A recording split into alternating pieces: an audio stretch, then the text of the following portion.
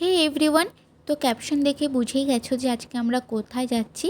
আজকে নেওয়া হবে একটা স্কুটি, যেটা কিনছে হচ্ছে আমার দাদা। তো বাড়িতে অলরেডি একটা স্কুটি আছে যেটা বাপি কিনেছিল প্রায় 11 বছর আগে, আর আবার একটা বাড়িতে স্কুটি কেনা হচ্ছে দাদার ইউজের জন্য। তো এই ড্রেসটা আমি আজকে চুজ করেছিলাম যে আজকে এটা পরেই যাব শোরুমে। তো তাড়াতাড়ি করে চান করে এসে আমি রেডি হয়ে নিচ্ছিলাম, কারণ তাড়াতাড়ি করে বাপি রেডি হতে বললো, ও শোরুম থেকে ফোন করেছিল সেই জন্য। তো এখানে আমি তাড়াতাড়ি করে রেডি হচ্ছিলাম, আর ওখান থেকে বাপি বারবার বলছে যে তাড়াতাড়ি কর, কারণ শোরুম থেকে বারবার কল করছে। তাই বললাম ঠিক আছে, তো তাড়াতাড়ি করে রেডি হইনি। আর এই যে চান করেছিলাম বলে চুলটা একদমই ভিজেছিল, তাই ভাবলাম যে না আর কিছু করবো না, জাস্ট একটা ক্লিপ আটকে আমি চলে যাব। তো সেই জন্য আমি আলমারি থেকে ক্লিপটা বার করে আমি তাড়াতাড়ি করে চুলের মধ্যে আটকে নিলাম। তো ফাইনালি আমার রেডি হওয়া কমপ্লিট। এবারে আমি তাড়াতাড়ি করে মুখের মধ্যে স্কার্ফটা বেঁধে নিচ্ছিলাম, কারণ বাইরে প্রচণ্ড রোদ। তো এখানে আমি স্কার্ফটা নিয়ে নিয়েছিলাম আর একটা সানগ্লাস নিয়ে নিয়েছিলাম, যেহেতু বাইরে অনেকটাই রোদ ছিল। তো তাড়াতাড়ি করে আমি এগুলো কমপ্লিট করে আমি দুয়ারে চলে গিয়েছিলাম, কারণ বাপি অনেকক্ষণ ধরেই আমাকে ডাকছিল। তো এই যে যখন আমি দুয়ারে এসেছি তখন দেখছি বাপি কন্টিনিউ হেসে যাচ্ছে, কারণ আমি এরকম করে মুখটা বেঁধেছি বলে। তো তাড়াতাড়ি করে আমি বাপিকে বললাম যে না হেসে চলো, অনেক লেট হয়ে গেছে। তো এখানে দাদা স্কুটিটা বার করছিল। তো এখানে স্কুটিটা বার করে আমি আর বাপি স্কুটিতে যাব, আর দাদা আর বৌদি অটোতে যাবে।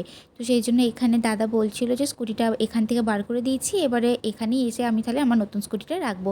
আর এখানে বাপি বেরোনোর সময় এখানে আমাদেরকে হাই করছে যে দেখো হাই। তো এখানে বাপির হাইটা কমপ্লিট করে তাড়াতাড়ি করে বাপির সাথে বেরিয়ে পড়েছিলাম।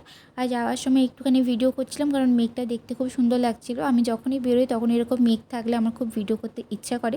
তো সেই জন্য আমি তাড়াতাড়ি করে ভিডিও করছিলাম। আর এই পার্কটা জানি না কবে যে চালু হবে, দেখছি অনেক বছর ধরে প্রায় এরকমই হয়ে রয়েছে।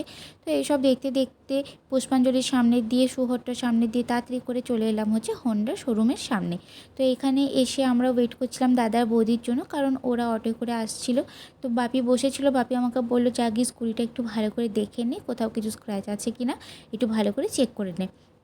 তো আমি বাপির কথা মতন এখানে দেখতে চলে এলাম স্কুটিটার জন্য। আর হ্যাঁ, এই যে স্কুটিটা এটাই আজকে আমরা নিয়েছি আমার দাদার জন্য। তো এটা হচ্ছে হন্ডা ডিও। তো এটা দেখতে খুব সুন্দর, এই কালারটা খুবই ভালো। অলরেডি বাড়িতে একটা রেড কালারের আছে বলে দাদাকে এই কালারটা বললাম নেওয়ার জন্য, কারণ এটা দেখতেও খুব সুন্দর আর এটা মাইলেজটাও অনেকটাই দিচ্ছে।